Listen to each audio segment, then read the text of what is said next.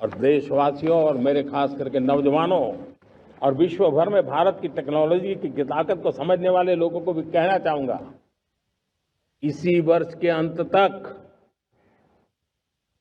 Made in India, Bharat की बनी हुई,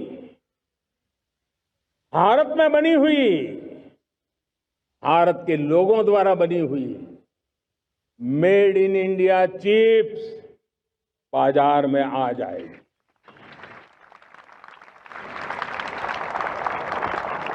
मैं दूसरा उदाहरण देना चाहता हूं।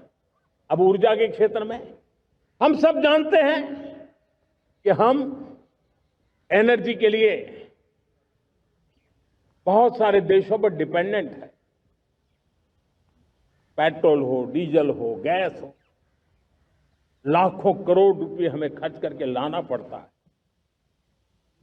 हमें इस संकट से देश को आत्मनिर्भर बनाना, ऊर्जा में आत्मनिर्भर बनाना बहुत जरूरी है।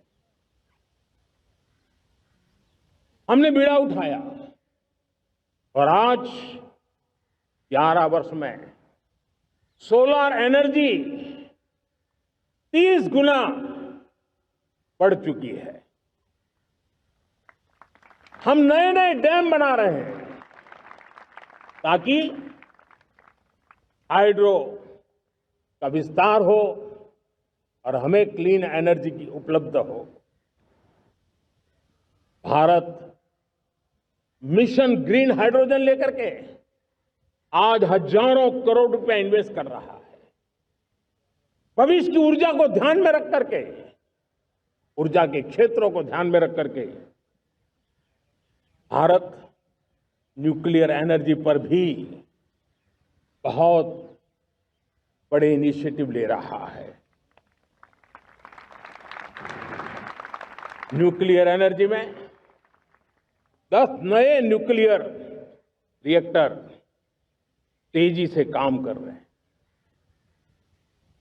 2047 तक, जो कि हमने विकसित भारत का लक्ष्य तय किया है, जब देश की आजादी के 100 साल होंगे, हम परमाणु ऊर्जा क्षमता 10 गुना से भी अधिक बढ़ाने का संकल्प लेकर के आगे बढ़ रहे हैं। मेरे प्यारे देशवासियों, रिफॉर्म एक निरंतर प्रक्रिया है। समयानुकूल परिस्थिति के अनुसार रिफॉर्म करते जाना होता है। हम न्यूक्लियर एनर्जी के क्षेत्र में बहुत बड़े रिफॉर्म लेकर के आए। अब हमने प्राइवेट सेक्टर के लिए भी परमाणु ऊर्जा को उसके द्वार खोल दिए हैं। हम शक्ति को जोड़ना चाहते। मेरे प्यारे देशवासियों, दुनिया जब आज ग्लोबल वार्मिंग को लिए चिंता करती है, तब मैं विश्व को भी बताना चाहता हूं कि भारत ने तय किया था कि हम 2030 तक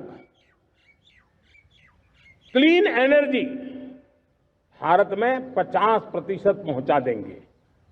ये लक्ष्य हमारा 2030 तक था। मेरे देशवासियों का सामर्थ्य देखिए, मेरे देशवासियों की संकल्प शक्ति देखिए, मेरे देशवासियों को विकसित भारत बनाने का संकल्प को पूर्ण करने के लिए उनकी दौड़ देखिए। हमने जो लक्ष्य 2030 में तय किया था, वो 50% क्लीन एनर्जी का लक्ष्य 2025 में हमने कर लिया। 5 साल पहले हमने अचीव कर लिया, क्योंकि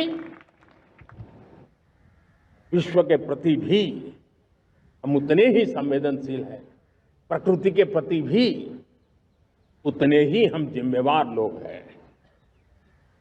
मेरे प्यारे देशवासियों, बजट का बहुत बड़ा हिस्सा ये पेट्रोल, डीजल, गैस, इन सबको लाने के लिए खर्च होता था। लाखों करोड़ रुपए चले जाते थे।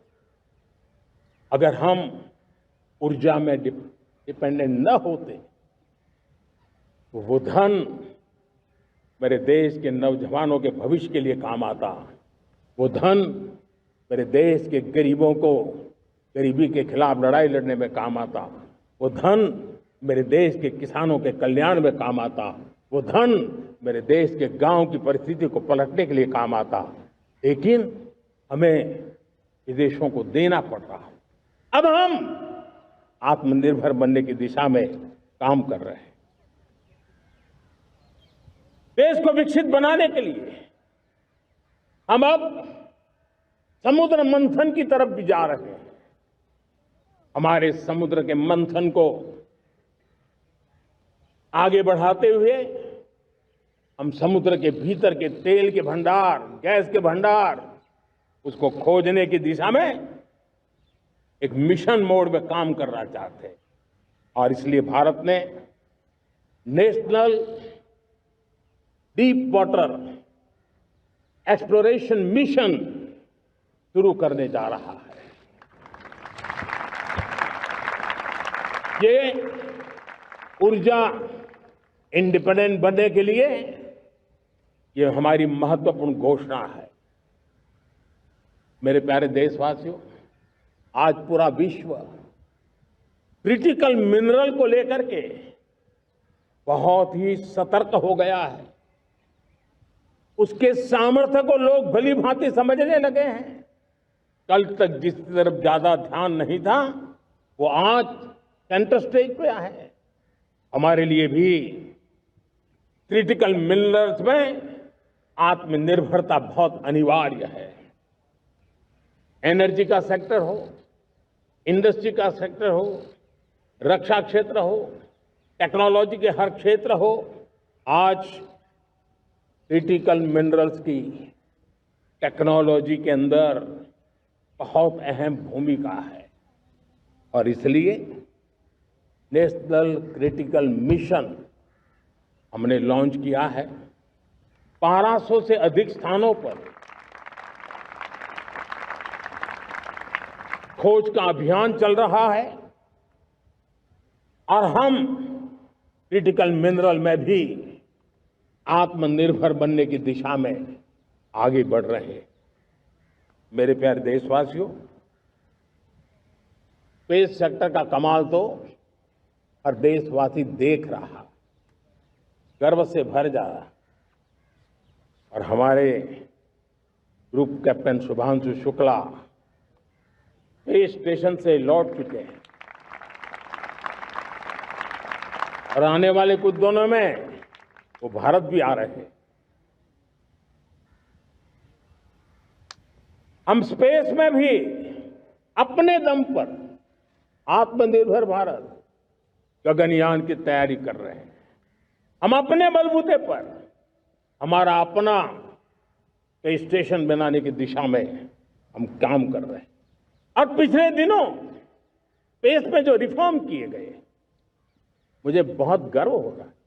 मेरे देश के 300 से ज्यादा स्टार्टअप्स आप सिर्फ और सिर्फ स्पेस सेक्टर में काम कर रहे हैं और उन 300 स्टार्टअप में हजारों नौजवान पूरे सामर्थ्य के साथ जुटे हैं। ये है मेरे देश के नौजवानों की ताकत और ये है हमारे देश के नौजवानों के प्रति विश्वास।